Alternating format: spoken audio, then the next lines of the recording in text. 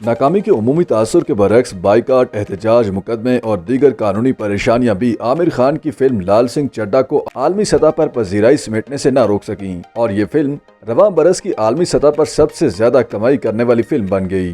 भारतीय वेबसाइट बॉलीवुड हंगामा के मुताबिक लाल सिंह चड्ढा ने आलिया भट्ट की गंगूबाई काठियावाड़ी और अनुपम खेर की कश्मीर फाइल्स को भी कमाई में पीछे छोड़ दिया है। बॉलीवुड हंगामा की खबर के मुताबिक लाल सिंह चड्ढा ने दुनिया भर से एक हफ्ते में $75 लाख कमाए, जबकि आलिया भट्ट की फिल्म ने 74,70,000 और कियारा आडवाणी की भूल भुलैया 2 ने $58,80,000 कमाए थे, जो कि आमिर खान की फिल्म से कम थे। आमिर खान की फिल्म को भारत में तनकीद का निशाना बनाया गया था। फिल्म पर इल्जाम लगाया गया था कि इसमें भारतीय फौज और हिंदुओं के जज्बात को ठेस पहुंचाई गई थी। फिल्म में भारतीय फौज और हिंदुओं के मुबैना जज्बात को मजरूह करने के खिलाफ पुलिस में मुकदमा दायर करने की दरख्वास्त भी दायर की गई थी। साथ ही भारत भर में फिल्म के बाइकाट की मुहिम चलाए जाने के बाद इसके कई शोज मनसूख कर दिए गए थे।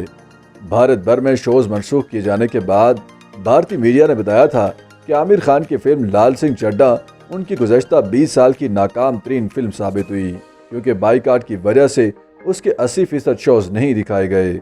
इस फिल्म की अभी तक चीन में नुमाइश होना बाकी है, जहां आमिर खान मकबूल हैं और उनकी पिछली फिल्में नुमाइश के लिए पेश की जा चुकी हैं। आमिर खान की फिल्में सीक्रेट सुपरस्टार और दंगल चीन में काफ़ी मकबूल हुई, लेकिन ठग्स ऑफ हिंदुस्तान जो सन 2018 में रिलीज हुई थी, चीन में भी फ्लॉप हुई थी। लाल सिंह चड्ढा की हिदायत अडोद चंदन ने दी है और इसमें अदाकार आमिर खान के साथ करीना कपूर, मोना सिंह और नागा चैतन्या शामिल हैं।